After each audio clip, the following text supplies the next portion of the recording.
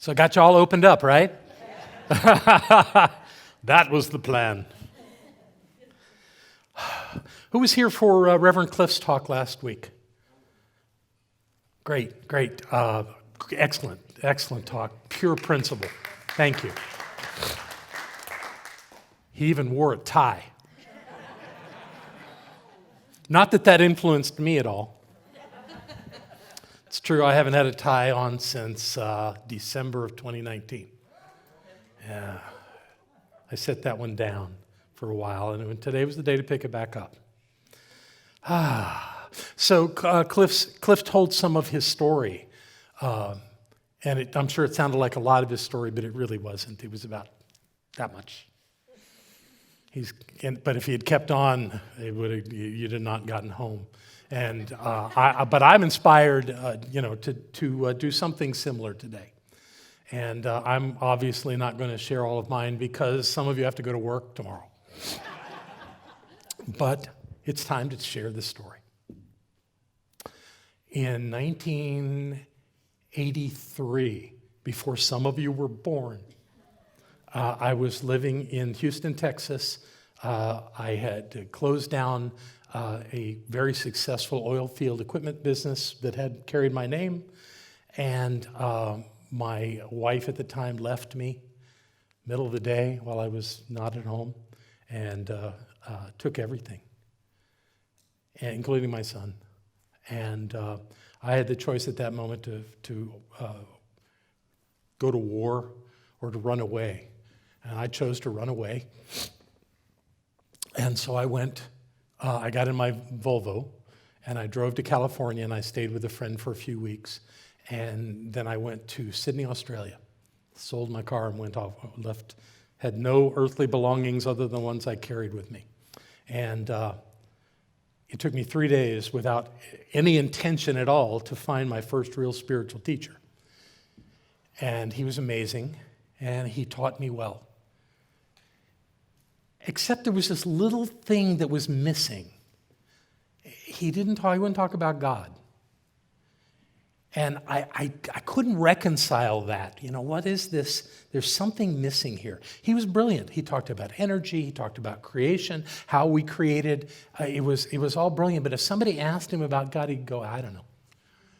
So when I left there, and I didn't go back to Texas, I actually went to my hometown, which was Miami, Florida, and moved in with my mother,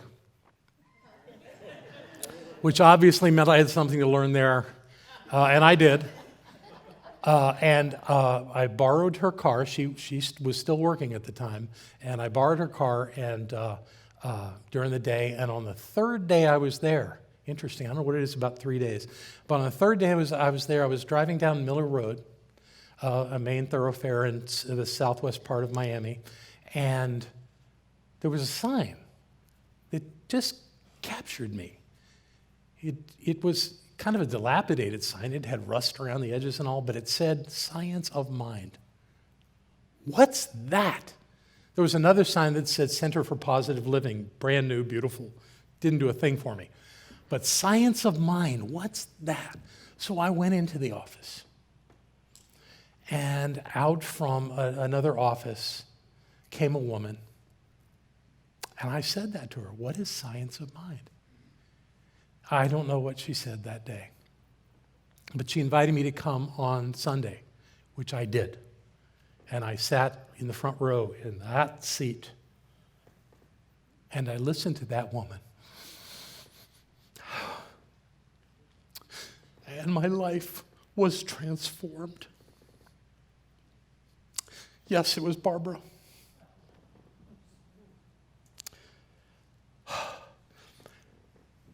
There's two elements here.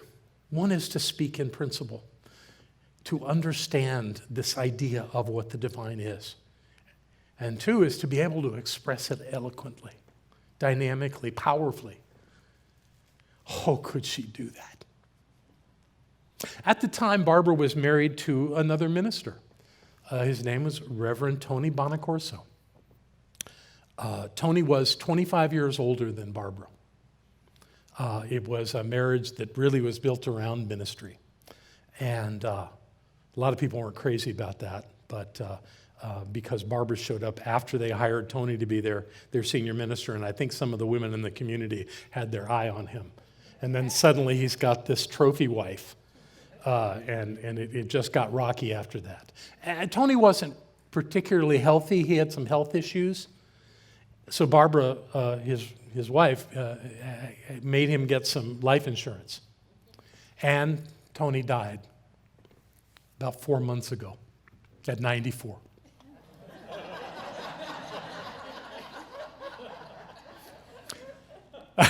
so much for that. But she was this powerhouse. And I immediately started taking classes. I got really involved. I got invited on the board. I had the idea that what they needed in that office was an administrator. And so I pitched Tony on that. He thought that was a nice idea and said no. And 2 weeks later, the board president came to me and asked if I would consider being the administrator. So things sort of, I was learning how you create. You don't argue, you don't try to push hard, you just know what is yours to do and what is supposed to be in your life, and you claim that and bring that forth, and that's what happens. One way or another, that's what happens. It's very clear, and our teacher Edwina Gaines is so clear about this. She said, how is none of your business. It's knowing what is that we use to create. It's absolutely knowing what is. So I absorbed myself into this teaching called Science of Mind and just immersed myself in every element of it and applied it to my life. I remember there was a night in class where Barbara said, okay, between now, it was Monday night class, between now and next Monday, everybody in the class is going to create unexpected income. Oh, pressure. And I'm thinking, well, so I can't go figure this out on my own. I just have to know that something's going to show up. I've just come back into the United States after living in Australia for a year. Where's money going to come to me? Well, apparently the IRS found me and sent me a rebate of about $500, a refund, between those two classes. And I was right in the groove with everybody else. And I'm going, oh, this thing works. So it became my way of being, and my understanding of the divine came clear to me. I'm not looking for it outside of myself. I'm looking for it within me. And that never stopped working. But as I mentioned earlier, Barbara was not a favorite of a number of people in that church in Miami because she had stolen Tony's heart. And there was a time that came where a group and let me set this up a little different. That sanctuary had about as many seats as we do when we've got all of our seats in here. It had pews, but it was a very modern-looking building. And it was generally full every Sunday. And kids, how many kids? 50 kids on a Sunday. It was like this dynamic powerhouse place to go and get filled up. We had a rock and roll band. 1984, a rock and roll band in church. Wow, it was just great. Except there was this group of people that really wasn't happy. And apparently, according to the bylaws, they could go out and recruit all the old members that had left over the years to bring them into the membership meeting and to vote Tony and Barbara out. So that's exactly what they did. And when they left, I was left running the place because I was the administrator. Now, fortunately, the home office, which was at that time in downtown Los Angeles, sent an interim minister. His name was Bill Hart. And Bill was really good for me. He gave me a kind of a different perspective. And I was in this thing of really blaming the people that were against Tony and Barbara.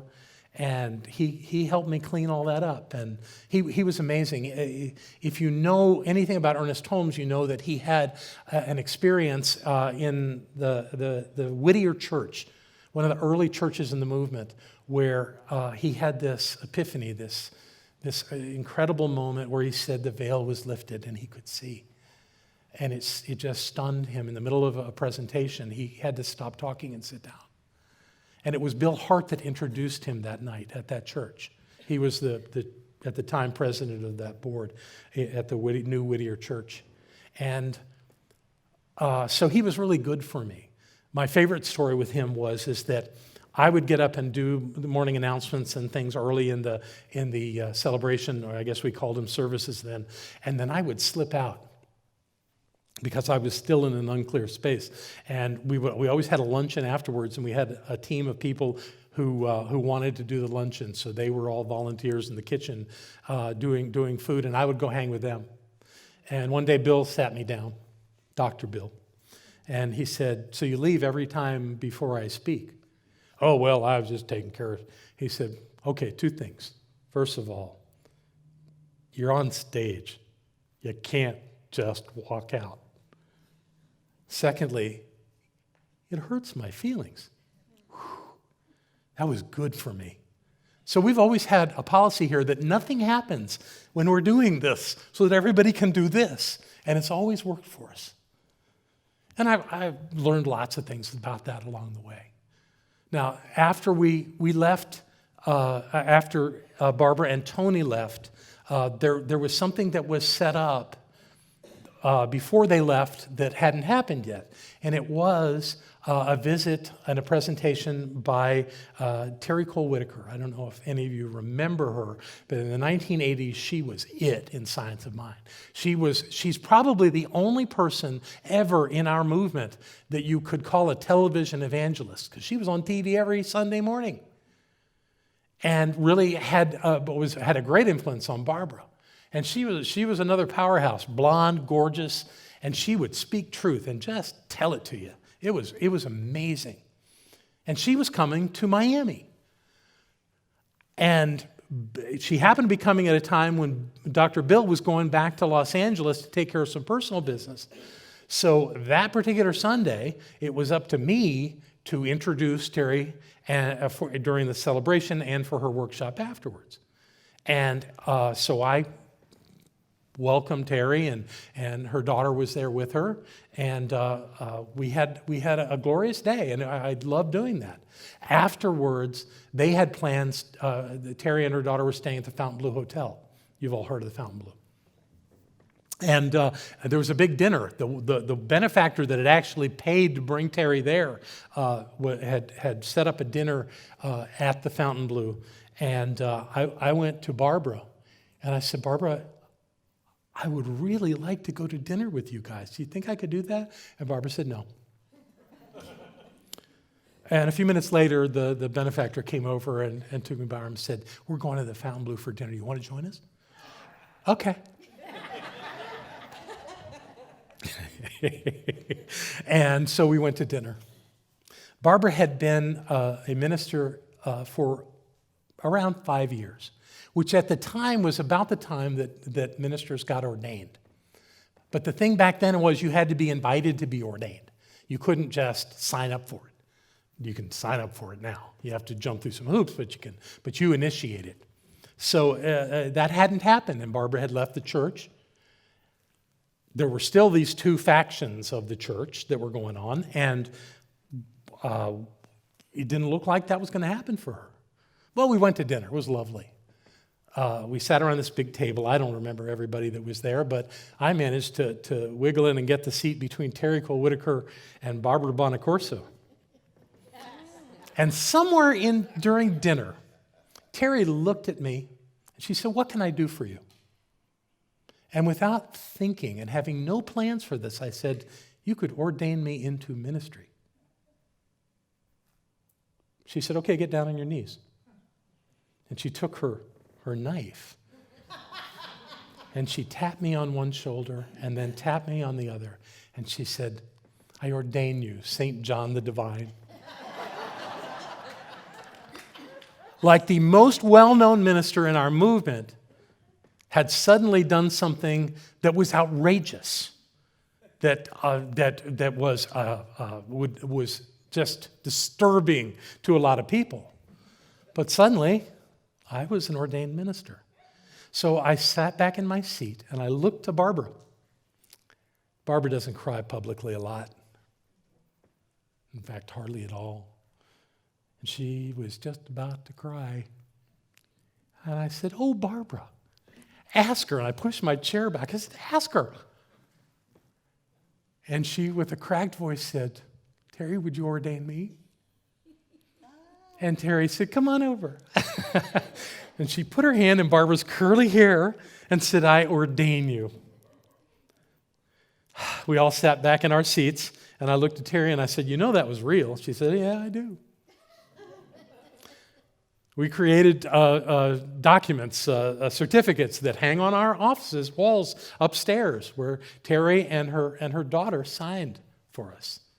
Now, Tony's watching all this. He's just watching what's happening, and I'm kind of floating by then. And the dinner ended, and Terry and her daughter headed back to their room, and everybody dispersed. And what I heard later from Terry was, her daughter asked her, "Do you think Tony knows about John and Barbara?" Terry's response was, "I don't think John and Barbara know about John and Barbara yet." So the next thing was to plan a celebration. We just got ordained. We had to have a party. So I invited Barbara to lunch, and we went to lunch. A place called Savannah Moon. Most romantic restaurant. I didn't know. I'd never been there before. I just thought it was a cool name. So we went to lunch and sat across the table, and something really, really strange happened. Everything changed. Now, I'm not going to go into all the details of how things unfolded, but Barbara decided to get a divorce. They have a thing in Florida called no-fault divorce, and that really worked out because we weren't into blaming anybody for anything. And I told Barbara, I said, "You can't leave Tony for me." She said, "No, I'm leaving for me." And that's what happened. And after that divorce was final, Barbara and I moved in together. And Barbara continued to teach in a little bookstore in South Miami and created a following. It was lovely. And I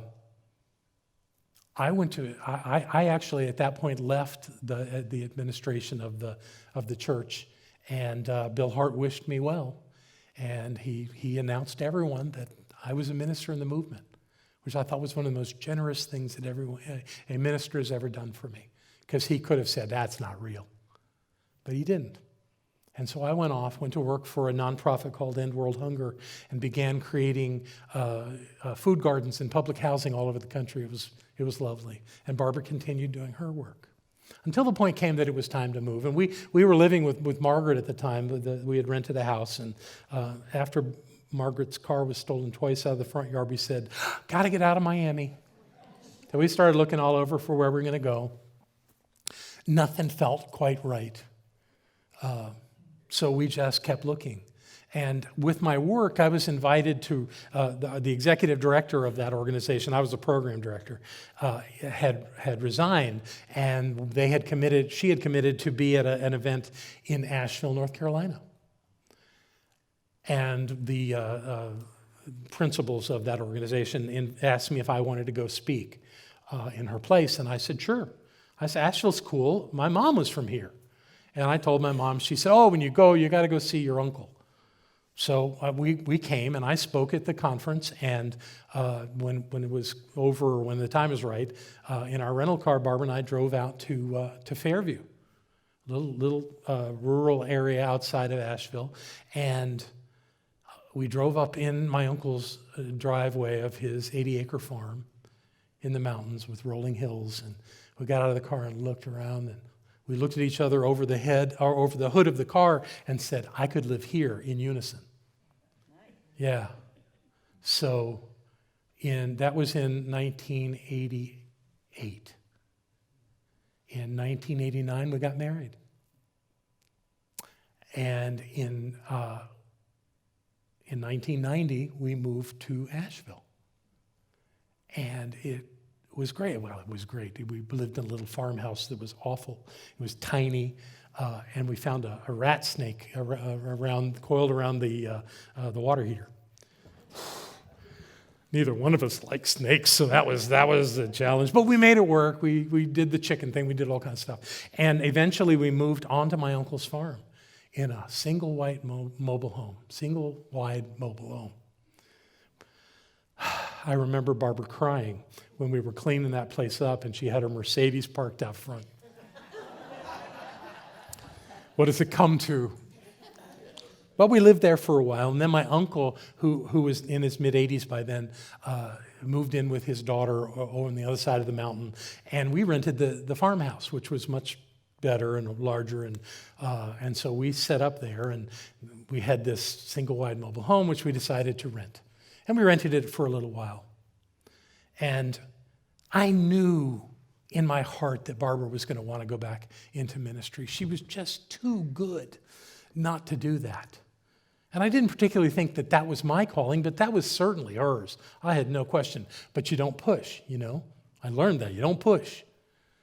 So she tried things. She went back to the university and made straight A's. She had an acre garden. It was crazy.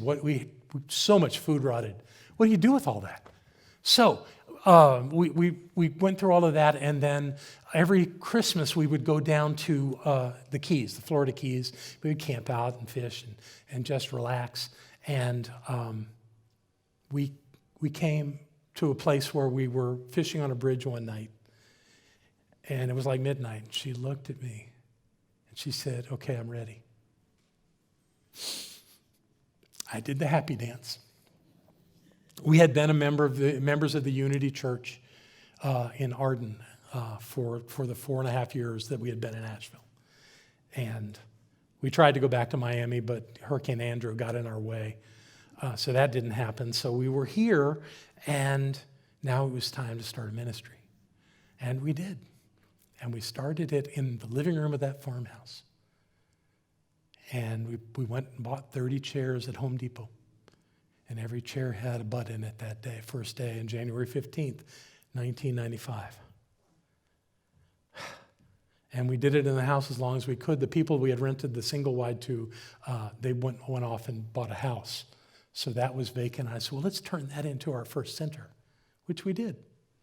We actually tore the front of it off, and we built on a 30 by 30 room. And we called it Center for Creative Living. And people came from everywhere. Most people think that we got all our people from Unity, but we didn't. We got them from people who found out about us and came out and found us in what they called the middle of a cornfield. It was quite amazing. We called the upper level of the single wide the mezzanine, and we would many Sundays have people sitting on the stairs to go up into the trailer park or on the windowsills because it was packed. And we did that for a while, but we were outgrowing it. We had to do something else. There was a little Science of Mind center here in Asheville, over on Shelburne Road. And the president of their board contacted me and said, what do you think about taking our property? And I said, I'll do you one better. Why don't we merge our communities? So we pursued that. Barbara and I went out and spoke alternately for about 6 weeks as we got ready to do it. The people with what was called the United Church of Religious Science were not pleased. So when they came to the vote, a high-level officer with the organization came and explained to them that we were not Science of Mind. Frankly, we were more Science of Mind than they were. So they voted not to do it. And the members that wanted to do it said, well, we'll just go with John and Barbara. And about that time, Katya and Rick Krebs told us about this land. They had told us about it before, but I wasn't paying attention. So Barbara and I came out here onto this land and looked around. And it was like the divine was speaking to us from within. It was so amazing. Because the only thing that was on this land was a single wide mobile home. So we went ahead and made plans to buy it without a nickel, as Barbara shared earlier. We didn't have any money, but we found a way to do it, and we made it happen. And we built this place ourselves. It took 18 months, and so we were paying for this land and this project, and we were paying rent out in Fairview. Yet we made it work, and people came to help. We had an average of 50 people on a Saturday that would come and just work. Yvonne remembers. She was there every single weekend doing it. And most of those people have moved on. Now, there was something interesting that happened in the works. To get our bank loan, the bank said we had to have commitments from our members. Never done anything like that. But we had a dinner. We set up a lovely dinner. I cooked, and we had at least 100 people. How we got 100 people in that place sitting at tables when we could only get 90 in without it was amazing. But we did. We filled the place, and we had a lovely dinner, and we talked about this dream. We called it Catching a Dream. And it was an interesting day. The most compelling thing I remember about it was that there was a gentleman who was a member of our community who had had a stroke. Where's Elizabeth? Carol Thompson was his name. He was quite a fella. He had been in politics in Nebraska. He was quite a businessman. He knew his stuff. But he had had a stroke. So he was walking with a walker, and he wanted to be there that night. He sat toward the back. And at some point in the conversation, he raised his hand, and I acknowledged him, and he stood. And with his, affected voice, he said, "This is what you need to understand. You're not building this place for the people you will find in Asheville. You are building this place for the people that will find this center in 100 years. 100 years.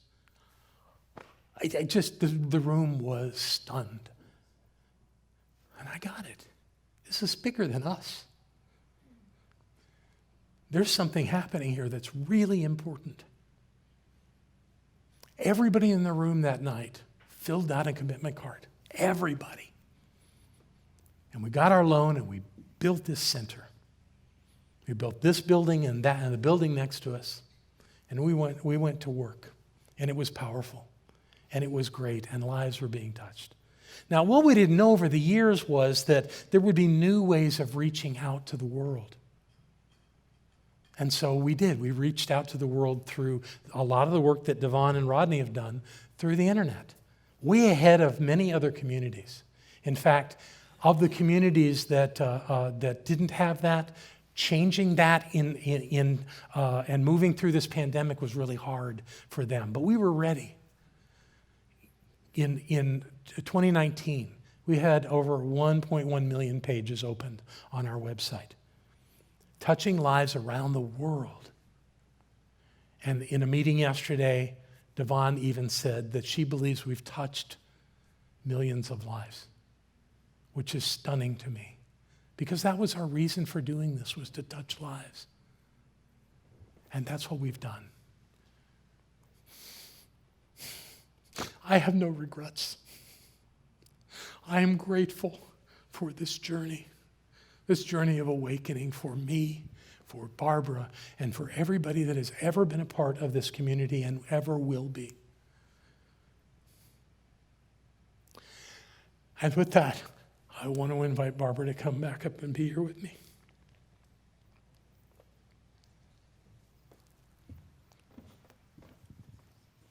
This is only if she needs to sit.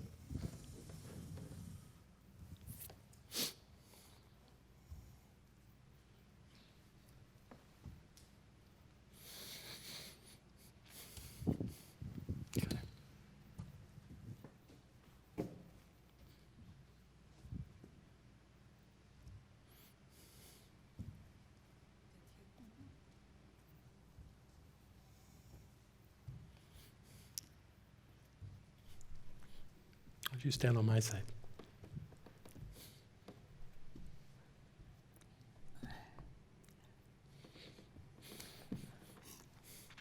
So today, we're here to announce our retirement. We've done the good work. Yes, we have. And it's time for us to redirect our energies. This pandemic has been something, hasn't it? But we're getting through it. And I think that when I've seen communities make a transition of leadership, they've done it. It's taken, on average, about 6 months. So I'm imagining that we're going to still be here in leadership for another 6 months. In that time, I believe the pandemic will be complete. I believe that we will repair our stream bank, which is something we've been looking to do with the matching funds of the state of North Carolina. And we will widen our driveway so that everybody can come in and out on a level surface rather than screaming down the hill over there. And I believe that's a good place to make a transition. So we've created a committee, a search committee that will actually announce and receive any candidates that are interested in leading this community. And we'll do our work. And when we're done, this community will continue to do its work. Because that's what we're here to do. We're here to awaken humanity to its spiritual magnificence. And to remember always and evermore remember our oneness of spirit. So thank you.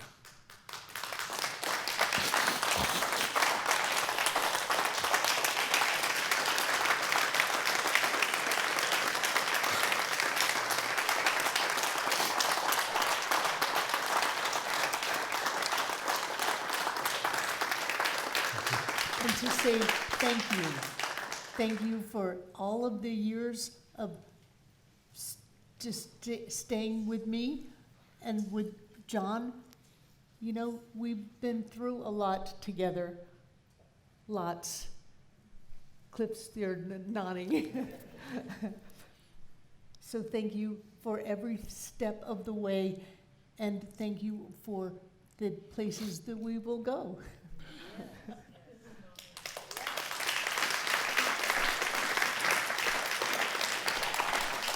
Well, let's cap this off with some really good news. When we met with a surgeon about treatment Yes. of Barbara's breast cancer, the surgeon said to us, if we can get that tumor down to about half its size, we'll do what's it called? Lumpectomy rather than a mastectomy. Our Barbara's oncologist told us on Friday that it is reduced by 25%. Yes. Yes. And that's the power of treatment. All of our practitioners have been doing treatment work, prayer work for Barbara every day. And so have ministers and colleagues around the country. So the good work continues. Yes. Yeah. Yes. What else do you want to say? All I wanted to say was thank you. Thank you for the ups and the downs and the ins and the outs that we all shared. And we'll continue to. Yes. All right. Thank you. I love you. I love you. You're perfect. You're perfect.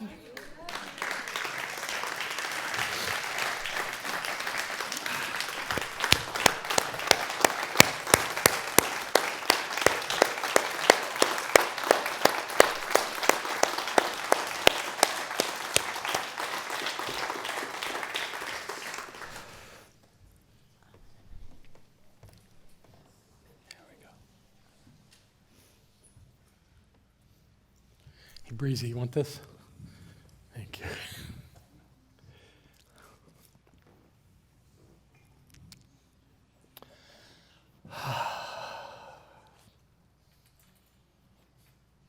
That wasn't near as hard as I thought it would be.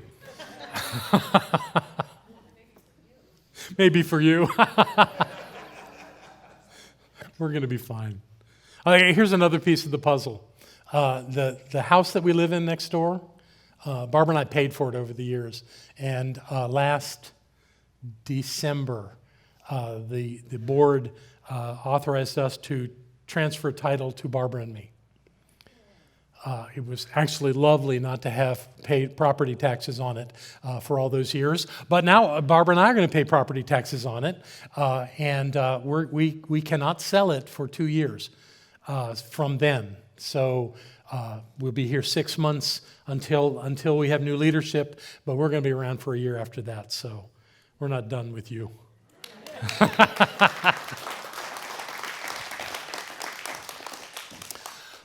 So thank you for indulging all of that personal stuff, a little different today.